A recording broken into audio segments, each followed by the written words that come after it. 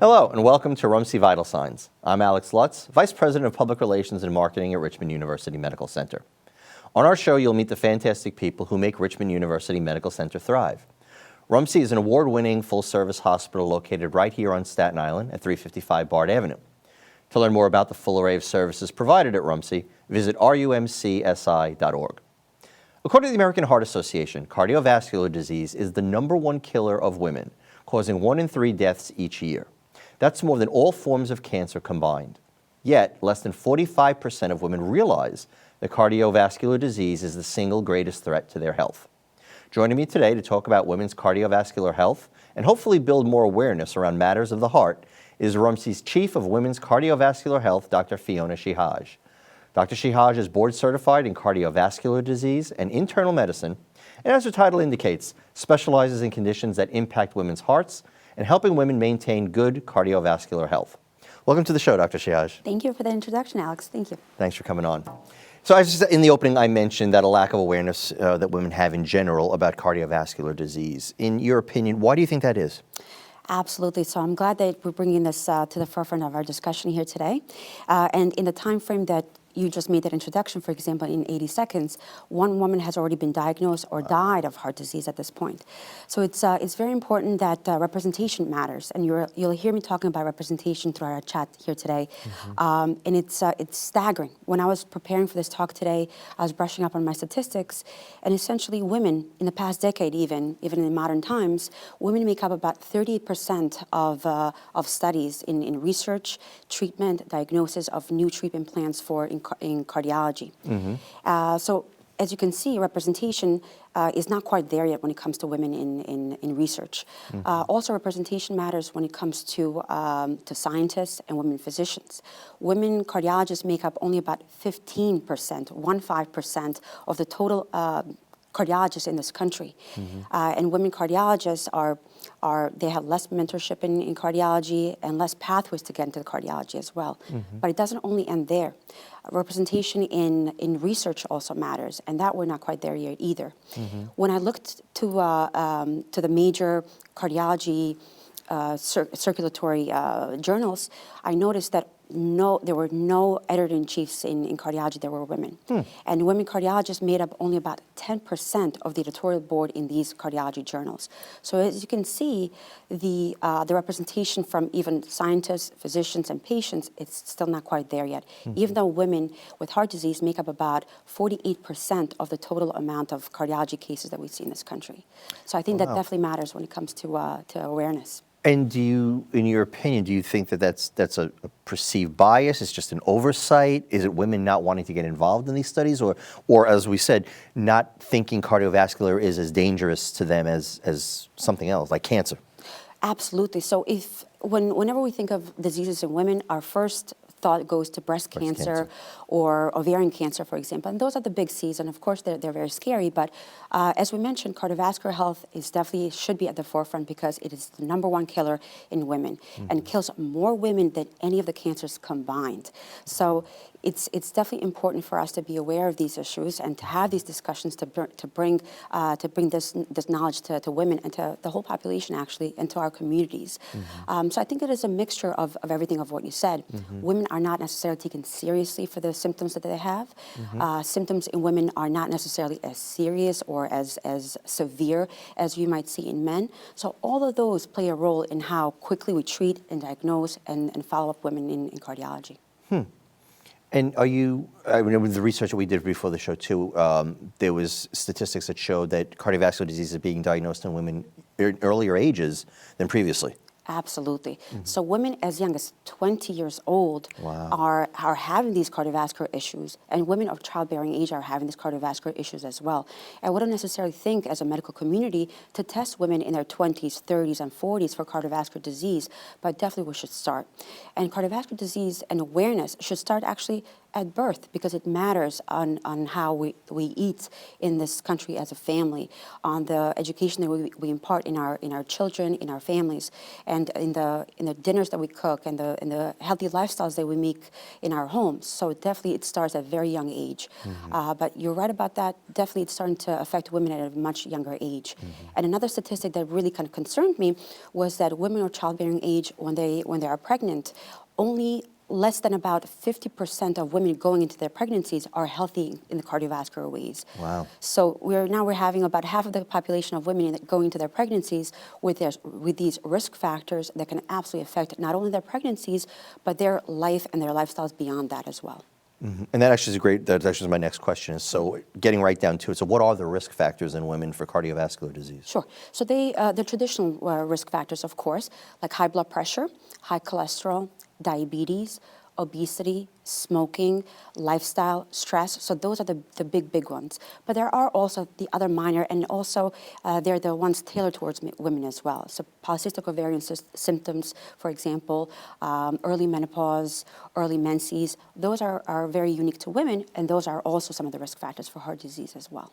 And I'm imagining that when, obviously, I can't relate to it, but a woman who is pregnant, that's added stress to her heart. Absolutely. And if she's got cardiovascular disease that's undiagnosed, you're now creating a potential issue for not just mom, but also baby. Absolutely, you're so right about that. So pregnancy, as you mentioned, is definitely a very stressful event in a woman's body due to hormonal changes and pressure changes and heart rate changes. So if you factor all these, and then you have a woman that might not necessarily know her risk factors going into the pregnancy, now you have a recipe for disaster when it comes to heart health.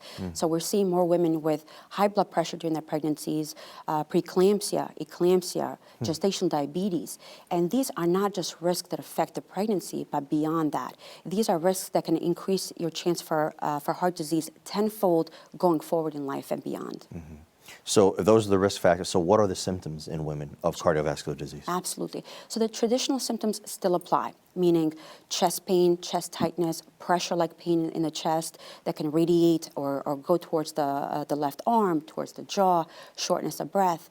But women, we are noticing that they are not getting that severe of a symptom. Maybe you're getting a little bit of chest discomfort that might appear as indigestion. Maybe you're getting a little bit of nausea or vomiting that you think it is indigestion, or maybe eating some bad food from the night previously, upper back pain, or the feeling of anxiousness, palpitations, or racing heartbeat.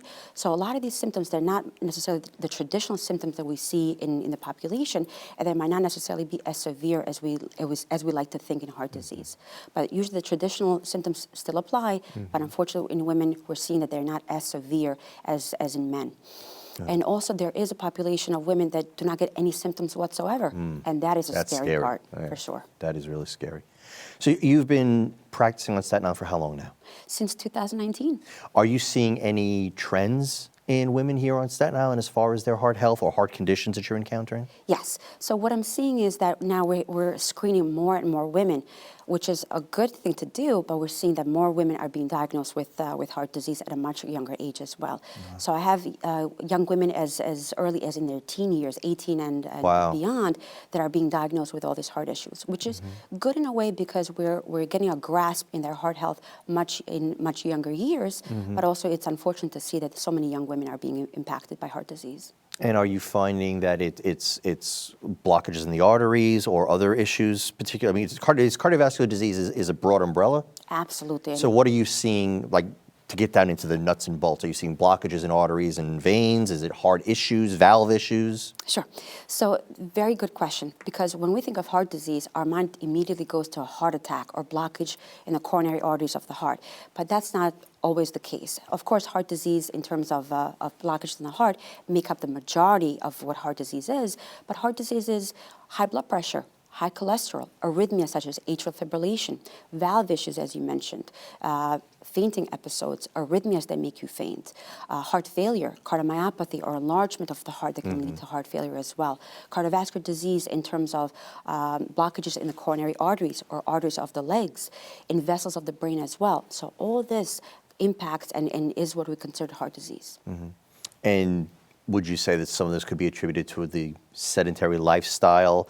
I mean, years ago, I'll age myself, years ago, we tend to be outdoors more. We didn't have devices, and now everywhere we go, and I'm the father of a teenage daughter as well, they're on their phone, they're not moving. Absolutely. And I'm imagining that that's got to play some into it when you don't have that level of cardiovascular exercise. Absolutely, it does.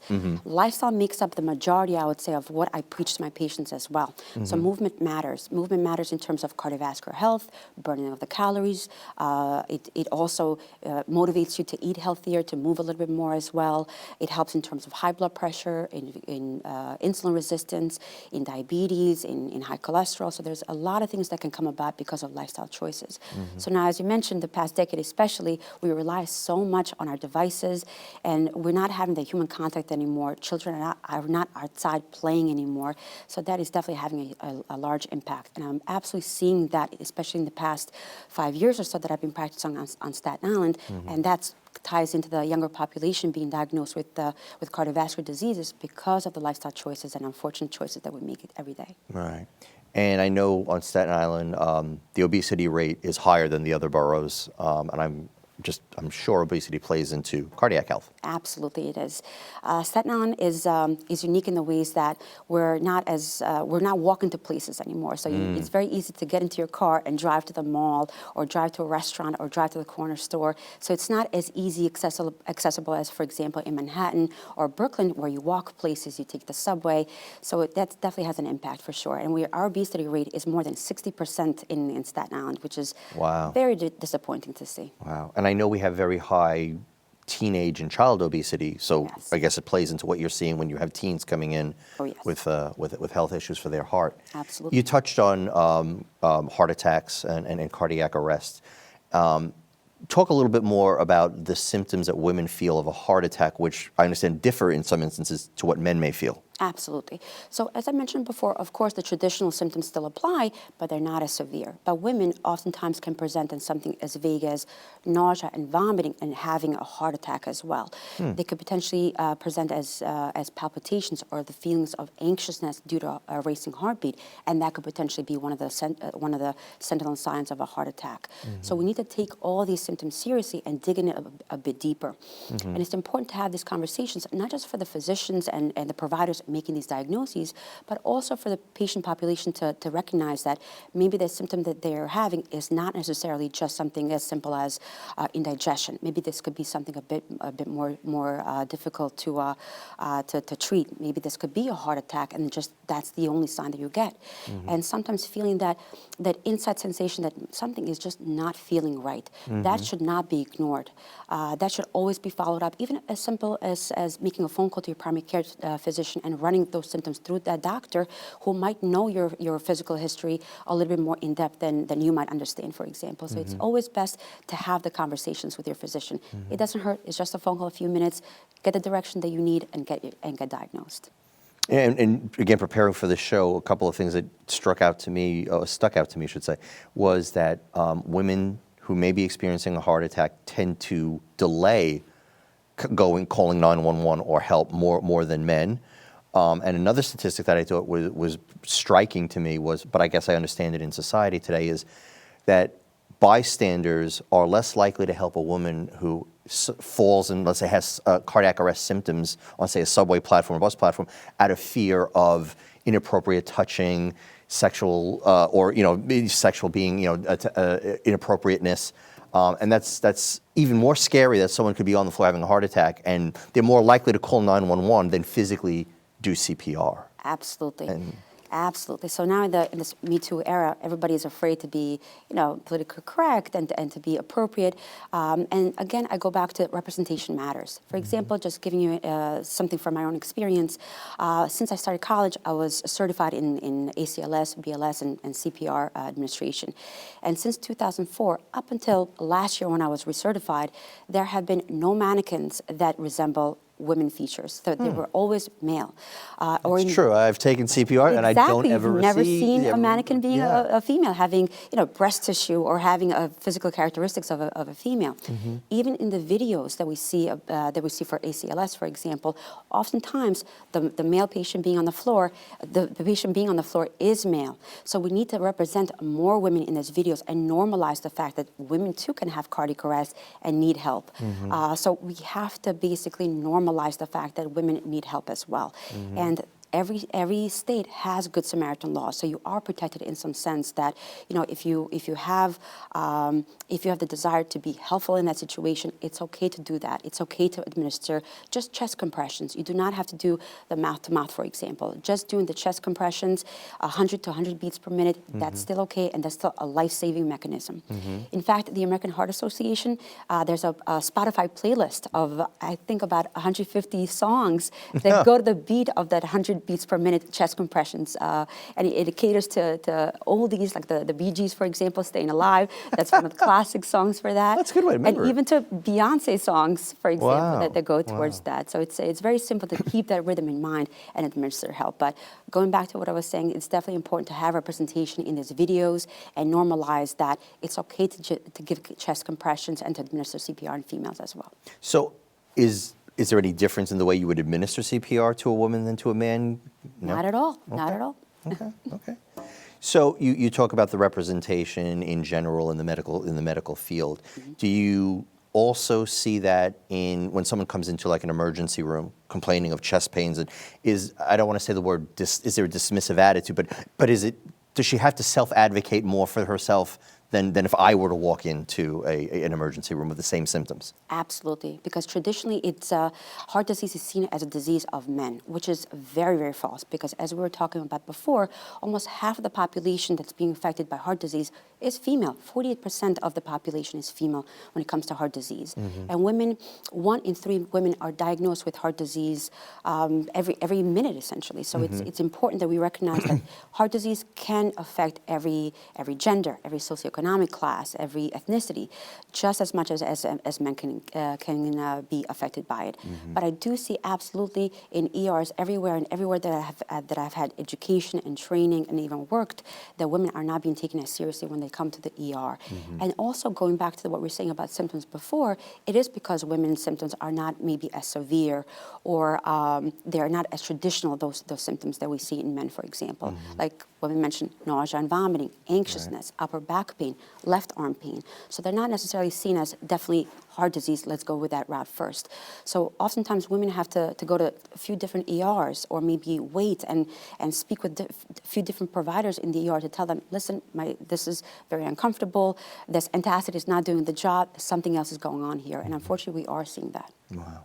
So in your role as Chief of Women's Cardiovascular Health, how are you educating your peers to take women more seriously when they're coming in complaining of heart attack symptoms? Absolutely. So I think these discussions are very important, and also educating and having meetings with our colleagues and making them aware of the latest research and of the latest statistics. It's very important to educate people from the layperson all the way up to the very experienced physicians that women are absolutely affected just as much as men are with heart disease.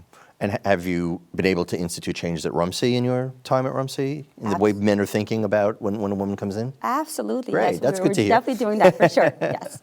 That's good to hear. So what advice would you give to a woman who's watching this episode who may, unfortunately, feel like she's having a heart attack, knowing what you just said, walks into the ED? How should she self-advocate for herself? Sure. It is very important to know your health history. That's first and foremost. So that takes years to build that rapport with your medical professionals, with your cardiologist even. So knowing and being aware of your medical history, of what medications you take, of your family history, that off the bat gives the hospital personnel a good history to go by, to assess your risk factors going into the visit. And telling them specifically what you feel, how long you've been feeling this way, or even keeping a journal of your symptoms, for example. That also helps the personnel to think along the lines of heart disease as well. And just not giving up. Just because a provider is dismissing your symptoms does not mean that you stop there. Even if it means that you go from that hospital to somewhere else in order to self-advocate to get the care that you need, you must do what you need to do to self-advocate.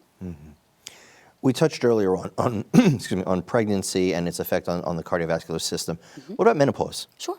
What is menopause? How does that affect the cardiac system? Absolutely. So estrogen is a big protector in women's health. So as we enter menopause, precipitously we have a decline in estrogen levels.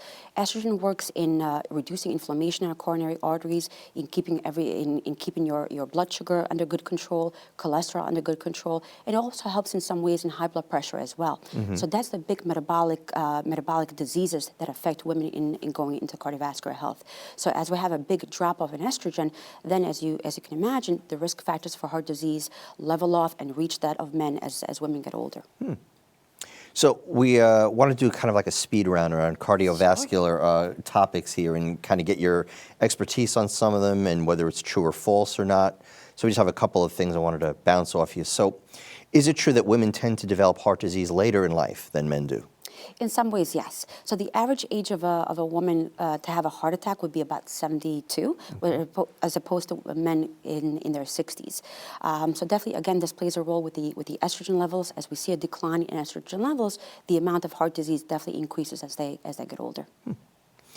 Women's hearts are generally smaller and lighter than men's hearts. Absolutely, they are, yes, which means that a smaller heart has smaller arteries, smaller coronary arteries. So that means that there's a smaller surface area inside these coronary arteries where heart disease can be a potentially more serious event as well. Is the heart the only organ that's smaller than men, or is there other organs as well? No, just the heart. Just the heart? Just the heart? Okay.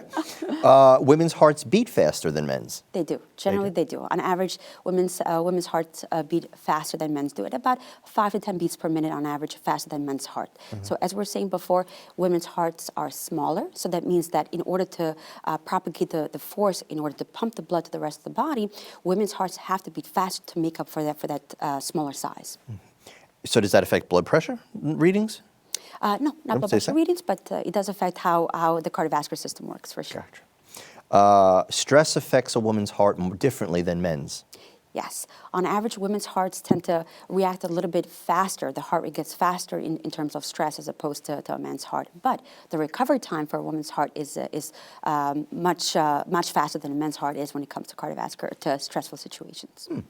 So as you were going, tell us a little bit, where did you go to medical school? How did you get into cardiology and eventually focus on women's cardiology? Absolutely. So as I was studying physiology and pathophysiology in medical school, I found the heart to be very fascinating. It's such a well-oiled machine. It's such a good machine to sense certain changes and to make those changes happen in a split second. So everything just works so perfectly well. It's like a conductor, I would say, of the organs in the human body.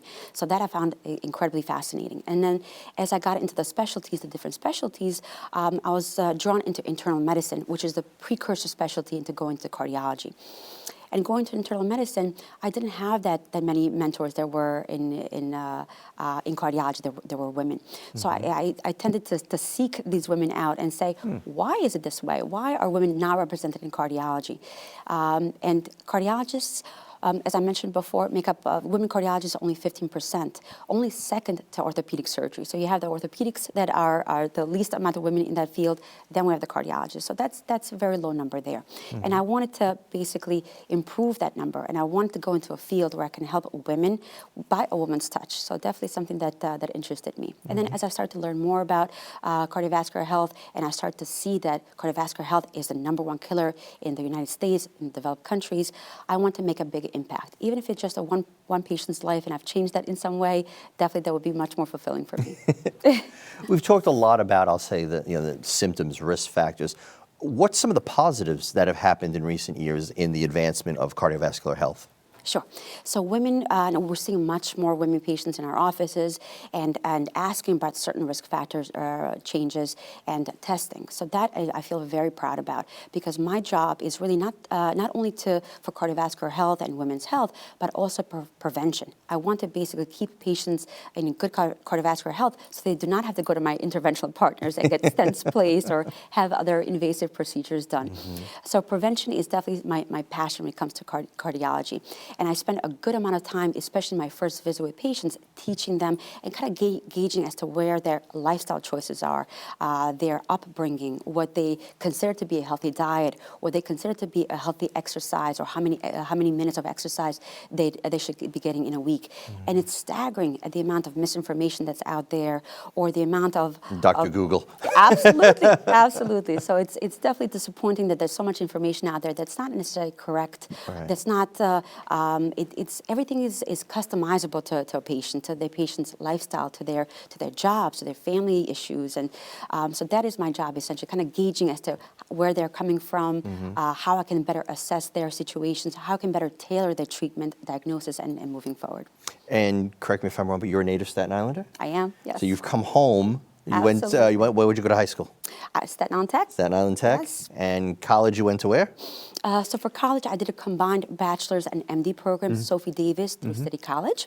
I finished my initial 5 years at City College, so I got my bachelor's in science from there, and then I finished my last 2 years of clinicals at SUNY Downstate in Brooklyn. So I'm a New Yorker through and through. So now you're home taking care of your community, which is I great. sure am, and it's a pleasure to do that. So in our closing final minutes, if someone is watching this episode, what advice would you give to women to what should they look out for? How should they take care of their hearts in the best way possible? Absolutely. So health is a lifelong commitment. It's not just something that you go to the doctor once every 10 years, get your testing done, and you're good to and good to go for the rest of your life. It is an ongoing and developing story, essentially. So the sooner you get in contact with your medical providers, the sooner you get a grasp of what your physical characteristics are now, what your health looks like now, the better assessment you and also your providers can have moving forward. So it's always, you can just make an appointment with your primary care doctor, see where your blood pressure stands, where your numbers stand, and go forward from there. So I want people to use Heart Healthy Month, February month, not only for, to wear red and wear a pin that shows women's heart health or cardiovascular health. I want this to be a reminder that if you do not know your last blood pressure reading from your last visit, it's time to go for another visit. If you cannot remember what your cholesterol numbers are, it's time to get that checked as well. If you do not know your status of do you have diabetes, pre-diabetes, or what your numbers are, it's time to get that checked as well. So all these major players, you have to be aware of where you stand at this point, because that definitely will make life easier for the patient, will make life easier for your family, for your providers as well, to take care of you moving forward. Great.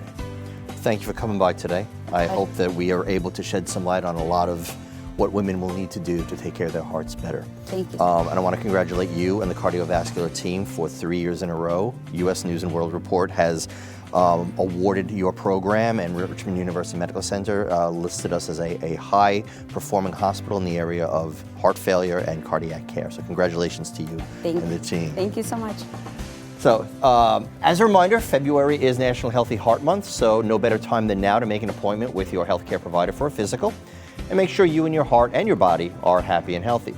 If you'd like to schedule an appointment with Dr. Shehaj, please call 718-818-7425.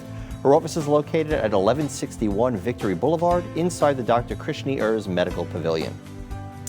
Richmond University Medical Center has cared for Staten Island and the New York City metropolitan area for over 120 years. You can help make sure that care continues by making a financial contribution to the hospital. Donations can be made in your name, the name of a loved one, or to honor a special nurse or doctor at Richmond University Medical Center. To donate, visit our website at rumcsi.org and click on the donate button located at the top of our homepage, or you can call 718-818-2106. That just about does it for this episode of RUMC Vital Signs. Thanks for joining us. I'm Alex Lutz.